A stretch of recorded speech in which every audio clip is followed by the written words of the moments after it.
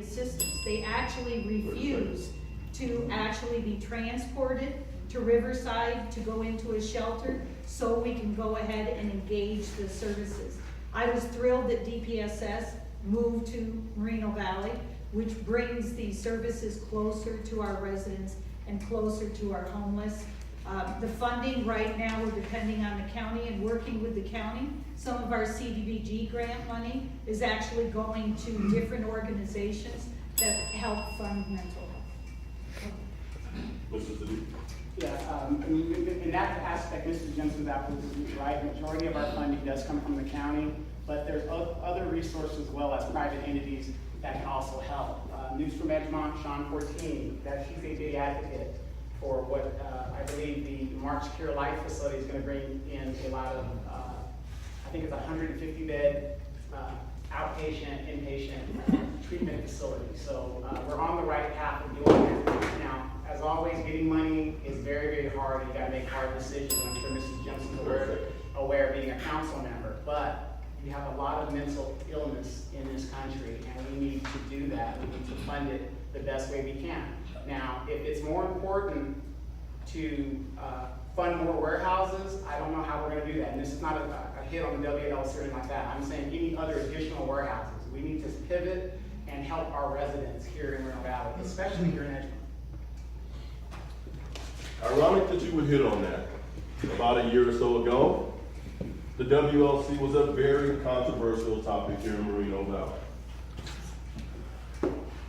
Mr. Baca, why or why not did you support the WLC?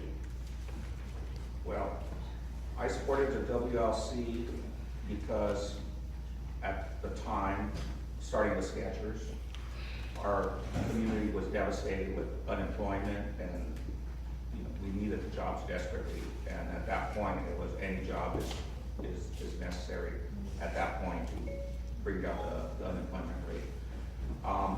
At this point, there's been issues brought up, such as passing a bond, passing the strategic plan, which mentioned the WLC quite a few times.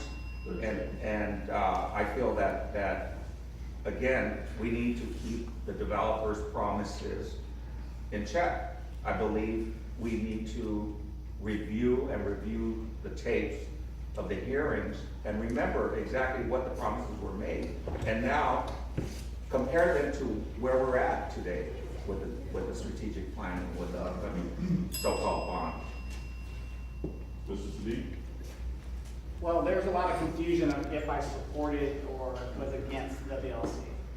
I was not against the WLC, I was against where it was located, because I'm one of the few people up here that has a logistical background. Putting a super duper warehouse on the east end to where our high-end houses made no sense. A warehouse needs to be where rail, interstate, not state highway, interstate, and airport. The only place in the city that even comes close to that is where you're sitting right now, Edgemont. That's where it needs to be.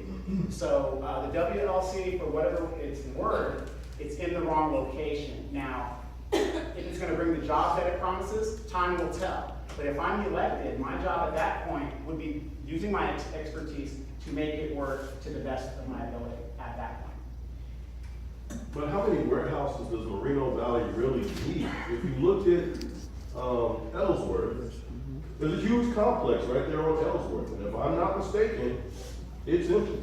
If you go down Heacock to Iris, there's a huge complex on the south corner of Heacock and Iris.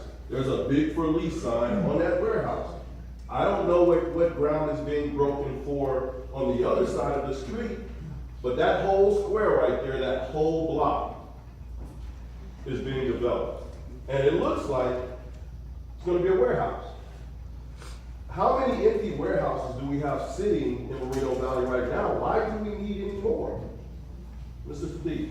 Well, you hit right on the nail. We don't need any more. At this point, we need to pivot. Now, I wasn't on the council. I didn't lead us down this path of warehouse madness. But I will tell you this.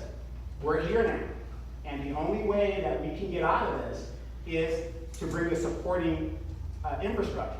Without truck infrastructure, without truck stops, whatever, these warehouses are gonna fail. Disneyland is not coming here. That's the truth of the matter.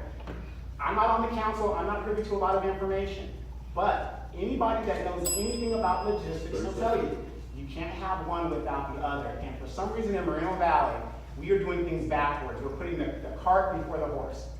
You have to do both, one and the other. If not, the logistics is gonna fail.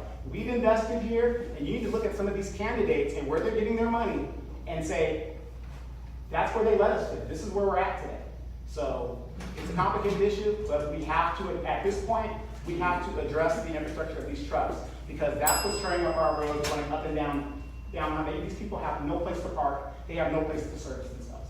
Thank you. Mrs. Jimson, did you support the WLC, and do you support additional warehouses in Moreno Valley?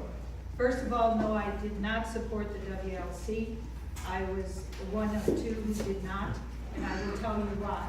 The truck impact to our city is going to be horrendous. 14,000 truck trips per day is what is anticipated at full build out. I think that's too much of an impact on our infrastructure. It's too much of an impact for our city.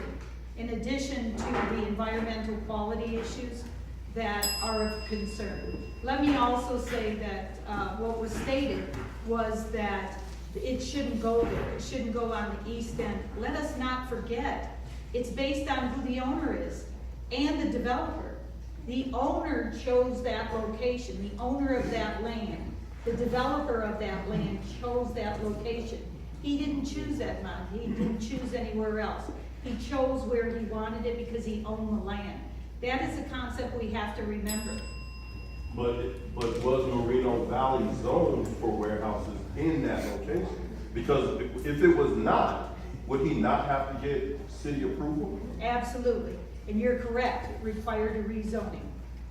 It was not set up as far as in the general plan being there, so yes, there had to have been some degree of support. Keep in mind the process. The process goes through the planning commission. They advise the city council, and that's the direction if there's a rezoning issue.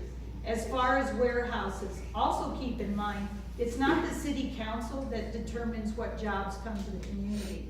It's our economic development department with our influence. So when economic development goes out there and looks for new business, they hear our city council members. But whoever's out there ready to pay the price is what they accept, because they're looking at the bottom line revenue for the city. Do I want more warehouses? Absolutely not. Is anyone else knocking on the door to take over any of our other land here? No. And I will tell you specifically, the business that I also work for in Riverside tried to get one of the warehouses that's been fully developed on the corner of Calle San Lagos and Veterans, and we were outbid by an international developer. We are a business that's been around for 38 years, and we're going nowhere. And that's what happens. The investors come in and they take over our community. So that leads me to another thing. Money in politics. Lobbyists, investors, the whole nine. Big money in politics has a lot of influence. It can sway decisions one way or the other. Business wants this, the residents want that. Money is here, the people are there. What are your ideas of how we can get big money out of politics here in Moreno Valley? So for anyone who may have watched the city council meeting last Tuesday, it was touched upon at that time. Personally, I know for a fact that it's human nature. When you accept money from whoever, you feel indebted to that party, whatever their ideas are. I have no problem accepting money from the community because it's an investment. It's an investment in their council member to listen to their ideas and to listen what needs to be done. So I personally, myself and another one of the council members, started with an ordinance. Then it went to a resolution. It finished up as a conflict of interest that is now going to be discussed at a study session. But it comes down to Do not limit the freedom of giving to any candidate as much as you want. We're not trying to do that. That's not my recommendation. The recommendation is the behavior, once you receive that money, please recuse yourself at the bare minimum of voting on anything that that person gave you money for. Mr. Sadiq? Big money in politics. We have a big problem here. Ellsworth has invested millions of dollars over the last 8-something years. And there's nothing wrong with that because it's legal bribery. It's been approved by the Supreme Court. It's legal bribery. Now, the actions of certain candidates that take that money is what we have to start questioning. Now, I myself am not receiving any outside money. I'm funding my own campaign. Now, with that said, my biggest thing is bringing attention here to Edgemont and what we're doing here. And we have a big problem. And what I want to do about it is, there's groups out there, and I'm a member of Represent Us. And what we're trying to do is do an amendment to where you're going to limit money in politics. Like Ms. Jensen said, there's nothing wrong with receiving money. It's what you do and the influence that's obvious is a conflict of interest. And I'll give you a historical, actual thing. Brian Lowell, he was on the Planning Commission. He got $5,000 right out straight from Highland Fairview, no secret. Is there a connection there? I think so. Mr. Blunt? Well, I was hoping to run my campaign on $25 filing fee, but I'm all the way up now to $110. Fortunately, I don't need to do a committee. I was going to, in case people don't know, unless you raise $2,000 or more, or receive $1,000 or more from a single source, you need to form a committee and set up a bank account and so forth. So at this point, you know, I've gotten 4 signs donated to me, which I'll be picking up soon. And the other point is, you also, when you mentioned big money in politics,